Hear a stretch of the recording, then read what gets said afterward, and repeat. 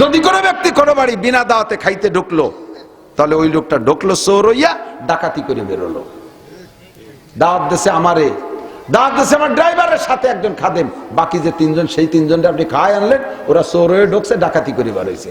আর যে কটা সাথে যায় দামলা দামলা গেলেও সে হাসির মতো চাবানো ছাড়া। প্রথম বইটাকে বাকি সব মেহমানের খানা ওই এক বইটাকে শেষ করে ফেলাই দেয়।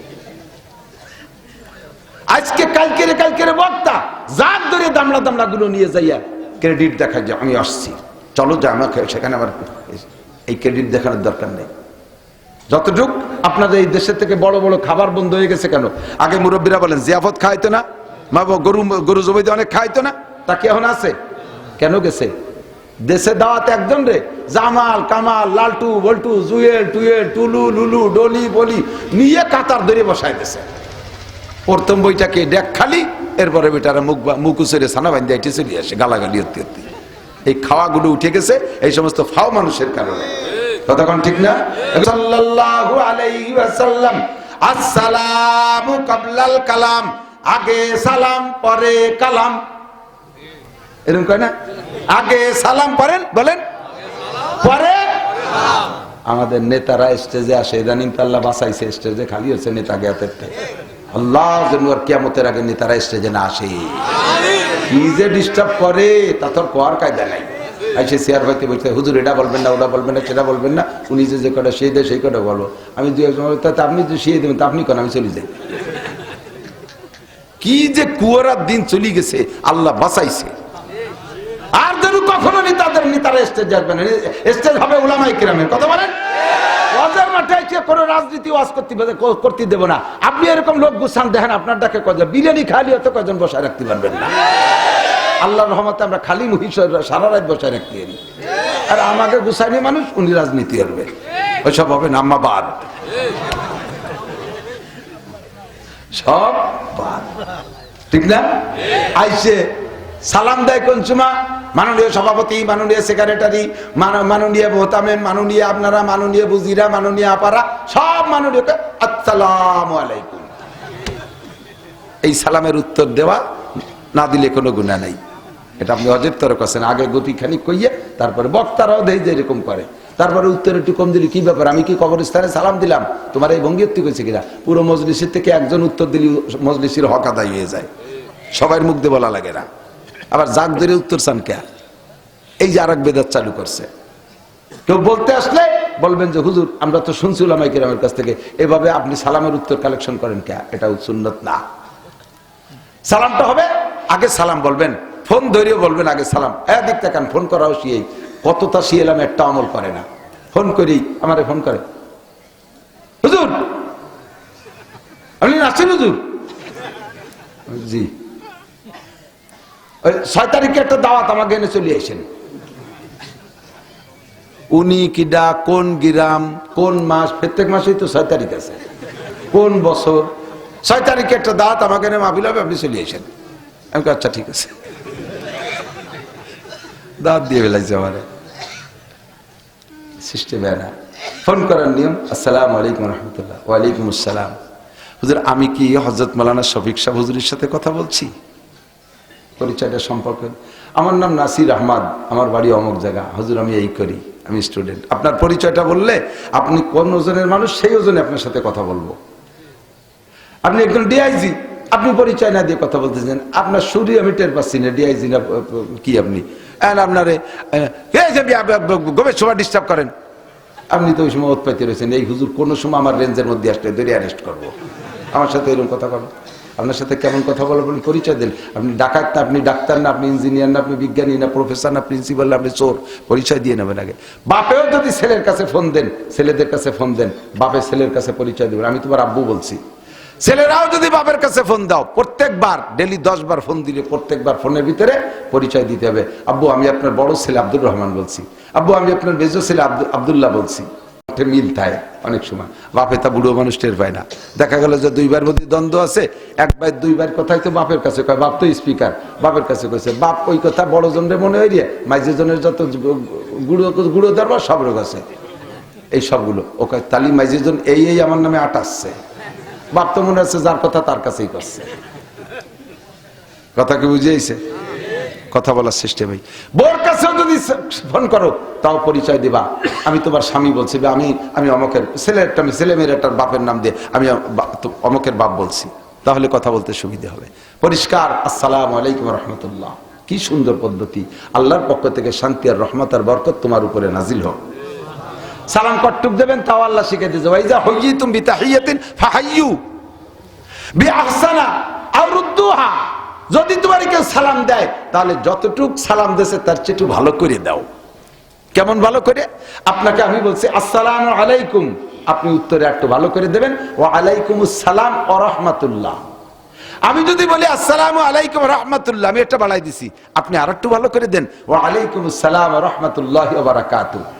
আমি যদি এবার তিনটাই কই বলে, হাদিসে এই পর্যন্ত আছে আসসালামু আলাইকুম ওয়া রাহমাতুল্লাহি ওয়া বারাকাতুহু, এবার আপনি আর বাড়াবেন না, এবার আর রুদ্দুহা, যতটুকু আমি বলছি অট্টু ওয়া আলাইকুমুস সালাম ওয়া রাহমাতুল্লাহি ওয়া বারাকাতুহু।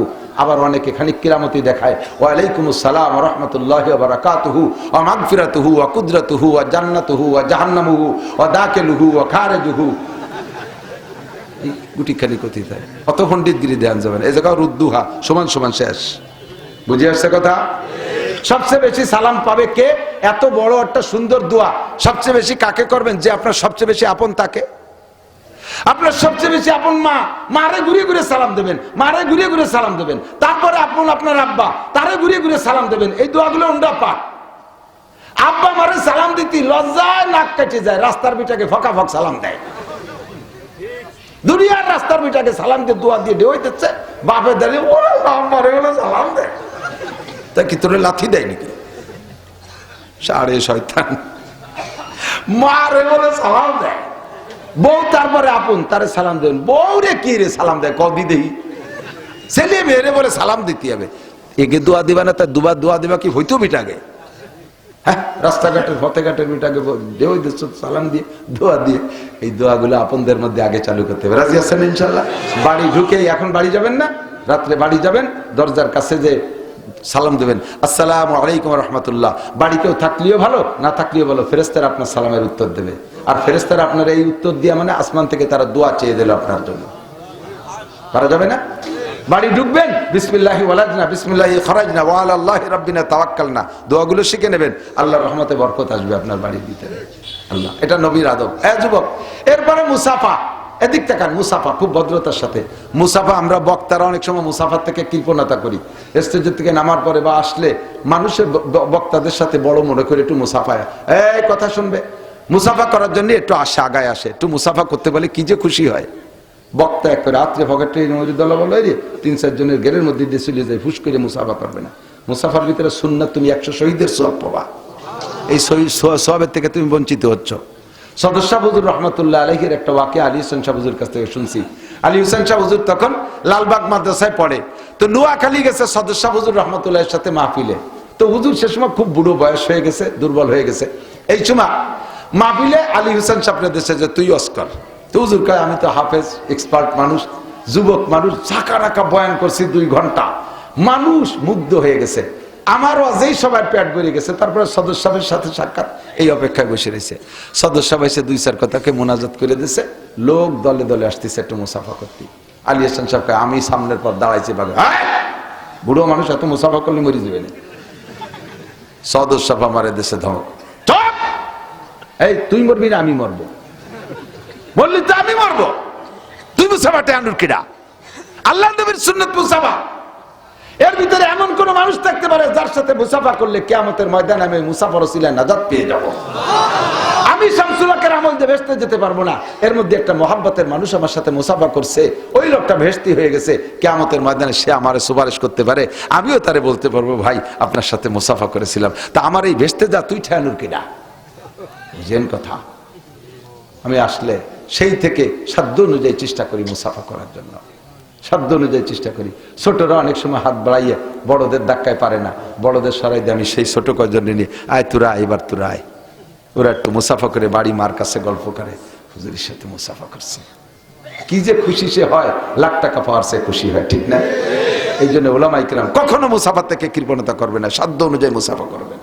আপনারাও যদি সুযোগ পান এরকম মুসাফা করবেন। কার হাতের ওসিলায় ভেস্তে যাবেন বলা যায় না। স্ত্রীর সাথে মুসাফা করবেন, হালকা জাকি দেবেন, হাতের থেকে সগীরা গুনাহ ঝরে পড়ে যাবে। মুসাফার ভিতরে হালকা জাকি দেওয়ার কথা আসছে। হালকা জাকি আবার আপনি 7 ফুটের জুয়ন বডি এরকম আমার মতো শূন্য একটা হুজুরি আকার ধরে জাকি দিয়েছেন, খট করে এনতে পৌঁছে গেছে। এইরকম জাকি না, সহনীয় পর্যায়ে হালকা জাকি। এরপরে মুআনাকা, এদিক মুসাফা একটু আঙ্গুলির মাথায় মাথায় ছোঁয়া দেয়, মুসাফা হলো না। একেবারে বুড়ি আঙ্গুলির গোড়া পর্যন্ত বাধায় দিতে হবে। 1 হাত করে দিলে হবে, 2 হাত দিয়ে করা ভদ্রতা বেশি। এটা মুরব্বীদের সাথে কখনো 1 হাত দিয়ে মুসাফা করবো না, ছেলেরা 2 হাত দিয়ে মুসাফা করবো, ভদ্রতার সাথে বিনয়ের সাথে। একটা দিনে কি পাবা। এরপরে মুআনাকা, কুলাকুলি আছে না, কুলাকুলির সুন্নত এমনি বাদ। ঈদগায় যাই, ওরে বাবা, বুহির ধাক্কা ইমাম চাচিতে বেড়ে যায়, সিরিয়াল ধরে দাঁড়াইছে মুআনাকা করতে হবে। সারা বছর ধরে দেখা আছে তার সাথে মুআনাকা, যার সাথে দেখা খুব কম হয় তার সাথে সাক্ষাৎ মুআনাকা। তবে সিস্টেম কি, 2 জনের ডাইন পাশ, 2 জনের যার যার ডাইন পাশে গলায় একবার, কয়বার, ইনুতি তালে ফাঁকে মুহি বাড়ি লেগে দাঁত পড়ে গেছে। আর গলার সাথে গলা মিশিয়ে এরকম বুড়িয়ালা 2 জন, ওকে গলা মেশবে, ওকে হবে মুবাতানা, পেটাপেটি, খুলাখুলি হবে। তারপরে উভতে গলার সাথে একটু মিশিয়ে নেন। আল্লাহু আকবার। এদিক এরপরে আমি আমার এই চলে যাই, কারা চলে যাচ্ছে, তোকে শেয়া হয়ে গেছে নাকি ভাই, দেশ আসল টুকিতে হয় এদিকায়। বসেন না, শুনতে সবাই কষ্ট হচ্ছে। নবীর আদর্শ, এগুলো সব নবীর, সবই নবীর আদর্শের। প্রত্যেকটার পিছনে আরবিতে রিডিং আছে, হাদিসের ইবারত আছে।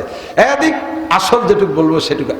আমরা আসছি, আসার পরে ওলামায়ে কেরাম, ছাত্ররা সবাই খেয়াল করবে, সবাই বক্তারা গাড়ি নিয়ে আসছে। আমি আমার বক্তাদের কথাই বলছি, অন্যগুলো আপনাদের ব্যাপার। বক্তারা গাড়ি নিয়ে আসছে, আপনারা রিসিভ করতে গেছেন, যাইয়েই দরজাটা কট করে টান দিয়ে খুলে ফেলাইছে। এটা খুলবেন না। আমার গাড়ি আমি কেনা শিখছি, চালানো শিখছি, বসা শিখছি, আটকানো শিখছি, খোলা আমি শিখছি, সব দায়িত্ব আমার। আমি আর এক জায়গাতে মাহফিল করে আসছি, গা গতর ঘামিয়ে গেছে, আমি গাড়ির মধ্যে কিছুক্ষণ খালি গায়ে বসে গেছি। আমার গাড়ির মধ্যে তার কেউ নেই। আমি এখানে আসবো, হয়তো তার মধ্যে ঘুমিয়ে গেছি, ড্রাইভার চলে আসছে, হুজুর চলে আসছি, আমি চট করে এখন রেডি হয়ে পারি নাই। আপনি গাড়ি দাঁড়ানোর সাথে সাথে টাইম দিয়ে খুলে ফেলাইছেন, দেখেন আমি খালি গায়ে বসে গেছি। আল্লাহ, কোন হুজুরি রস শুনতে এসেছি, জামা কাপড় নাই, বোঝেন নাই কথা। আমার প্রয়োজন, আমি টুপিটা খুলে বসে রয়েছি আমার গাড়ির মধ্যে, আপনি পট করে খুলে ফেললেন, আমার খালি মাথা, আমি নিজেই লজ্জাবোধ করতেছি। কখনো কাহারও গাড়ি খুলে, গাড়ির গেট খুলে এই খেদমত করতে যাবেন না। আমার আগের গাড়িটা এই সালতার এই পাশে কোন জায়গাতে যেন এরকম লক, এখনো ড্রাইভার খুলে, লক না খুললে তো টানলে খুলবে না, লক খুলে পারে নাই, হ্যান্ডেল ধরে টান দিছে, এমন ধরে হ্যান্ডেলটা সিরিয়ে গেছে।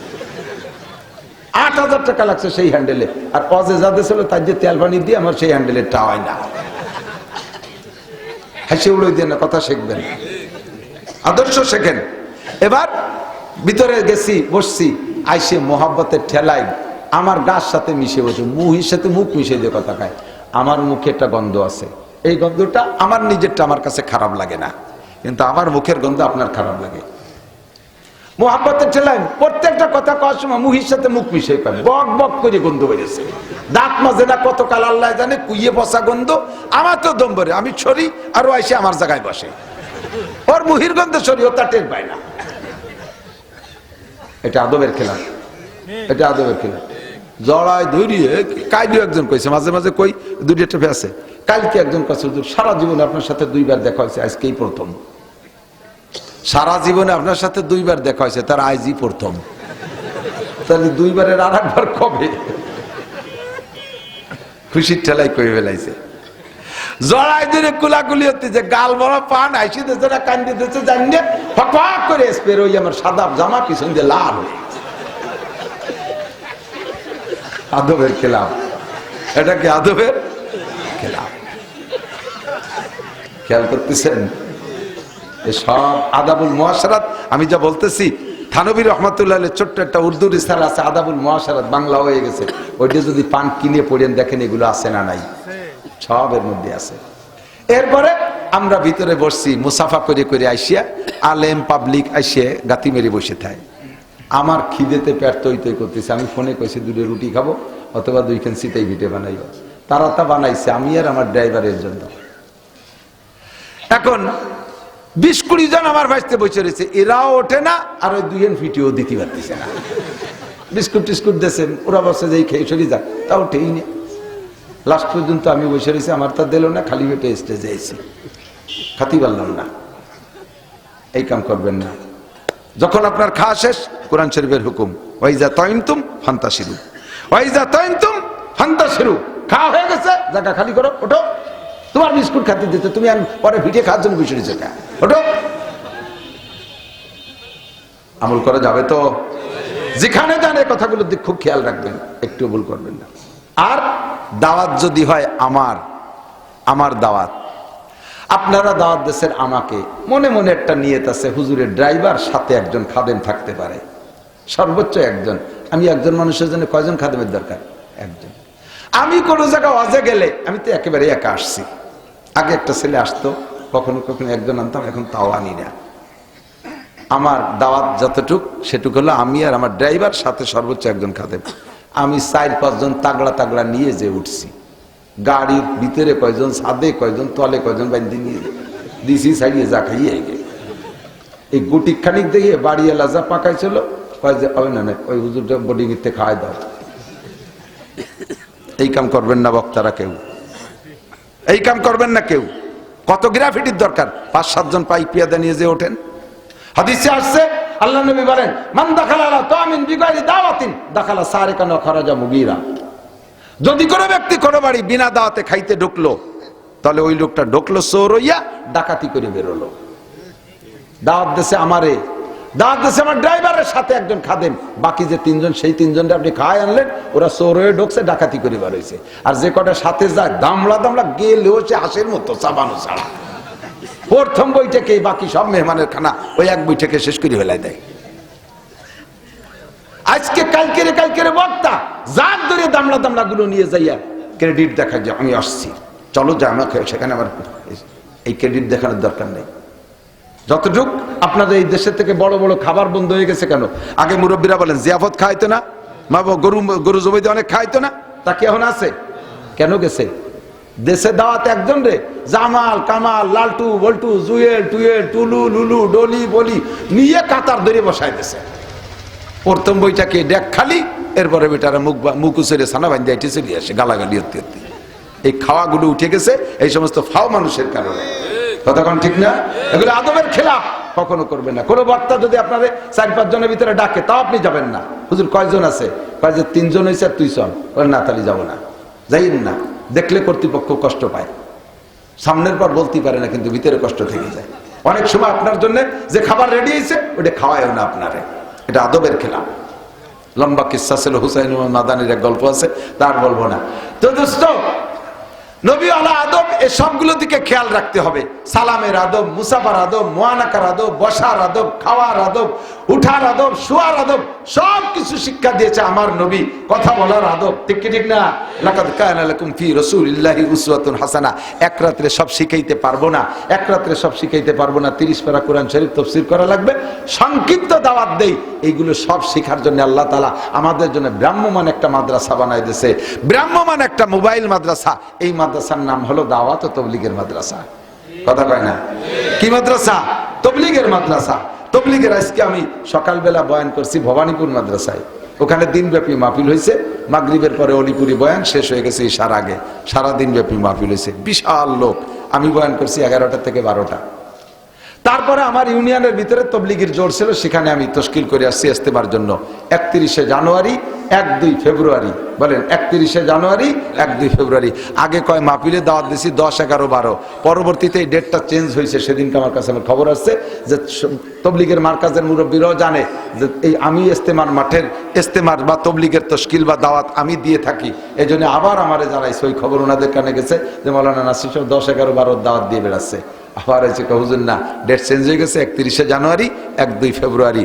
রাস্তাঘাট ভালো আছে, আমাদের পদ্মা সেতু আছে, যাইতে কোনো অসুবিধা নেই ইনশাআল্লাহ। বছর আমরা একটু যুবকরা এটা আদর্শ নবীওয়ালা আদর্শ শেখার জন্য, লাকাদ কানা লাকুম ফি রাসূলিল্লাহি উসওয়াতুন হাসানা, এক রাত্রে শেখানো সম্ভব না। তবলিগে একটা দুইটা তিনটা চিল্লা দিলে আল্লাহর রহমতে কথা বলা শেখা যায়, লুকমা গালে দেওয়া শেখা যায়, ডিলাকুলুক শেখা যায়, বিছানায় শোয়া শেখা যায়, দস্তারখান শেখা যায়, মেসওয়াক শেখা যায়, সব কিছু শেখা যায়। আমরা ইনশাআল্লাহ ইস্তেমায় যাবো, রাজি আছি না ইনশাআল্লাহ? যা যাবে তো ইনশাআল্লাহ। নবী পাক সাল্লাল্লাহু আলাইহি ওয়াসাল্লামের আদর্শ সুন্নতের পর আল্লাহ আমাদের সকলকে আমল করার তৌফিক দান করুন, সবাই বলে আমিন। মাদ্রাসার বিপক্ষে কেউ আছেন নাকি? মাওলানা শফিক সাহেব আলহামদুলিল্লাহ যেভাবে চষছে, 1 চাষ 2 চাষ তেয়ার সোয়ার কি কি কয় না কৃষকরা, এই সব চাষ দেশে একেবারে ধান চাল খুদ কুড়ো সব দেশে। আমি তেমন কিছু চাই না। লিল্লা বোর্ডিং আছে নাকি? লিল্লা বোর্ডিং আছে। একটা জিনিস, বিল্ডিং এর কাজ আছে, এখানে সিমেন্ট বালি দেবেন। আমি আমার সদস্য হুজুর রহমাতুল্লাহ আলাইহির সুযোগ্য জামাতা, হাজার হাজার মুহাদ্দিস শাইখুল হাদিসদের উস্তাদ আল্লামা আব্দুল মান্নান কাশিমি হুজুর রহমাতুল্লাহ আলাইহি, আমার বুখারী শরীফের উস্তাদ, তার জীবনী আমি বলতে গেলে আপনারা এরকম মাহফিল আরো 10টা লাগবে, সময় এত টাইম লাগবে। আমি বলতে পারবো হুজুরের জীবনী আসছে এখানে মাত্র 160 টাকা। ছাত্ররা পড়বেন, পড়বা কিনে কিনে নিয়ে ওলামাই কেরামও নেবেন। আপনারাও যারা গার্জিয়ান আছেন নিয়ে ছেলেদেরকে পড়াবেন। দেখবেন যে ছোট থেকে মানুষ কত বড় হওয়ার পদ্ধতি কি। এই পড়লে, বড়দের জীবনী পড়লে নিজের ভিতরে বড় হওয়ার একটা শৌক পয়দা হয়। মাত্র 160 টাকার ভিতরে নিয়ে নেবেন। বিল্ডিং এর কাজের জন্য কয়েক বস্তা সিমেন্ট লাগবে। যারা আগে দিয়েছেন তারাও দিতে পারবেন, দিলি নেব না তা না। আর যদি কেউ ফাঁকা থাকেন, বাকি থাকেন, বিল্ডিং এর কাজ শুরু চলতেছে না, বিল্ডিং এর কাজ চলতেছে, মোহাব্বতের সাথে 2-5 বস্তা সিমেন্ট যদি দেন, গভীর রাত্রে আমি আল্লাহর কাছে দোয়া করব, আল্লাহ তাআলা আপনাদের তৌফিক দান করুক। এই মাদ্রাসায় যারা দান করবে তাদেরকে আল্লাহ মক্কা মদিনার মাদ্রাসা দেখার তৌফিক দান করুন, সবাই বলেন আমিন। থাকলে কেউ বলতে পারেন 2 বস্তা 1 বস্তা সিমেন্ট আমি দোয়া করে দেবো। 2-1 বস্তা সিমেন্ট, 2-5 বস্তা সিমেন্ট থাকলে কেউ বলতে পারেন। এই যে এক আল্লাহর বান্দা 1 বস্তা সিমেন্ট পাওয়া গেছে। আরে 1 বস্তা হলেই তো পাওয়া গেছে। 2 বস্তা কি নাম? আমির হামজা 2 বস্তা। আপনার নাম? আজম, আজম সর্দার 1 বস্তা। আমির হামজা 2 বস্তা, আজম সর্দার 1 বস্তা। আর কে আছেন 2-1 বস্তা সিমেন্ট দেবেন আল্লাহর রাস্তায়? কয় বস্তা? কি নাম? আমজাদ মোল্লা। কোন গ্রাম? আটগড়। চেনেন? হ্যাঁ, আটগড়ে এত মানুষ। আটগড়ে দিয়ে 8 দুগুণী 16 জন হওয়া দরকার। কি পরিমাণ মানুষ হয়। এই যে মুরব্বী আমজাদ মোল্লা, আটগড় 1 বস্তা সিমেন্ট। আর কেউ আছেন? আর কেউ আছেন? 10-20-50 বস্তা সিমেন্ট হয়ে যাক, একটু থাকলে বলেন, দোয়া করে দেবো। এই কেউ যাবে না, নড়াচড়া করবে না, বসেন, দোয়া করে দেবো এক্ষুনি। আমরা দুরূদ শরীফ পড়ি, আল্লাহুম্মা সাল্লি আলা মুহাম্মদ, আল্লাহুম্মা সাল্লি আলা মুহাম্মদ, আল্লাহুম্মা সাল্লি আলা মুহাম্মদ। এই মাদ্রাসার ছাত্ররা, জেনারেল শিক্ষিত ছেলেরা, তোমরা এর একটা বই নিয়ে যাও। এটা আমার ব্যবসা না, হুজুরের সাহেবজাদা মুর্তাজা ভাই পাঠিয়ে দিয়েছে, আমার গাড়িতে দিয়েছে। আমার ড্রাইভার ওই সেলিমের কাছে পাওয়া যায়। অল্প টাকার ভিতরে একটা বই নিয়ে যাবে, শিখবে ইনশাআল্লাহ। 160 টাকা। আল্লাহুম্মা সাল্লি আলা মুহাম্মদ 150 টাকায় দেওয়া যাবে, মনে হয় 150 টাকায় দেওয়া যাবে। আলহামদুলিল্লাহি রাব্বিল আলামিন ওয়াস সালাতু ওয়াস সালামু আলা সাইয়্যিদিল আমবিয়া ওয়াল মুরসালিন। ربنا ظلمنا أنفسنا وإن لم تغفر لنا وترحمنا لنكونن من الخاسرين. ربنا فاغفر لنا ذنوبنا وكفر عنا سيئاتنا وتوفنا مع الأبرار. আয় মেহেরবান আল্লাহ, গভীর রাত পর্যন্ত বসে কোরআন হাদিসের আলোচনা করেছে আহলে হক উলামায়ে কেরাম। তোমার নেককার দিনদার বান্দা বান্দিরা কত টাকা, ধান, চাল, সিমেন্ট, পিএস বহু কিছু দান করেছে। একটা মুবারক মজলিসের শেষে আমি মূর্খ যা পারছি বলে শাহী দরবারে ভিক্ষার দোকানে হাত তুলেছি। আল্লাহ, গভীর রাত্রে তুমি আমাদেরকে খালি হাতে বাড়ি ফিরাই দিও না। এক্ষুনি আমাদের জীবনে সব গুনাহ মাফ করে দাও। আমাদের মুরব্বী মুখলেস